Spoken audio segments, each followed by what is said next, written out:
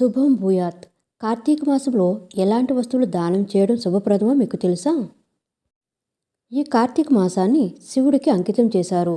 దాదాపు అందరూ ఈ సమయంలో శివాలయానికి వెళ్ళి దీపాలు వెలిగిస్తూ ఉంటారు. అయితే ఈ పవిత్ర మాసంలో కొన్ని వస్తువులను దానం చేయడం వల్ల శుభాలు కలుగుతాయని నమ్ముతారు. హిందూ మతంలోని అన్ని నెలల్లో కంటే కార్తీక మాసం అత్యంత పవిత్రమైన నెలగా పరిగణిస్తారు.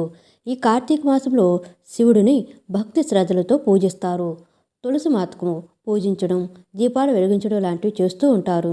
అయితే కేవలం దీపాలు వెలిగించడమే కాకుండా కొన్ని వస్తువులను దానం చేయడం వల్ల కూడా పుణ్యం లభిస్తుందని, పాపాలు తొలగిపోతాయని నమ్ముతారు. ఆహారం దానం చేయడం. హిందూ మతంలో ఆహారం దానం చేయడం గొప్ప దాన ధర్మంగా పరిగణిస్తారు. ఆహారం దానం చేయడం కంటే పవిత్రమైన దానం మరొకటి లేదు. కాబట్టి కార్తీక మాసంలో మీరు పేదలకు వీలైనంత ఎక్కువగా ఆహార పదార్థాలు, ధాన్యాలను దానం చేయాలి.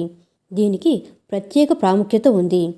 హిందూ గ్రంథాల ప్రకారం భక్తితో ఆహారాన్ని పేదలకు దానం చేయడం వల్ల పుణ్యం లభిస్తుందని కూడా నమ్ముతారు.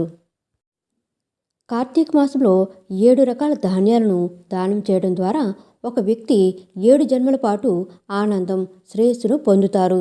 అతను తన 7 జన్మలలో అపారమైన సంపద, ఆనందాన్ని పొందుతారు. ఏవైనా 7 రకాల ధాన్యాలను మీరు ఎంచుకోవచ్చు. కార్తీక మాసం వివాహిత మహిళలకు కూడా చాలా పవిత్రమైన నెల.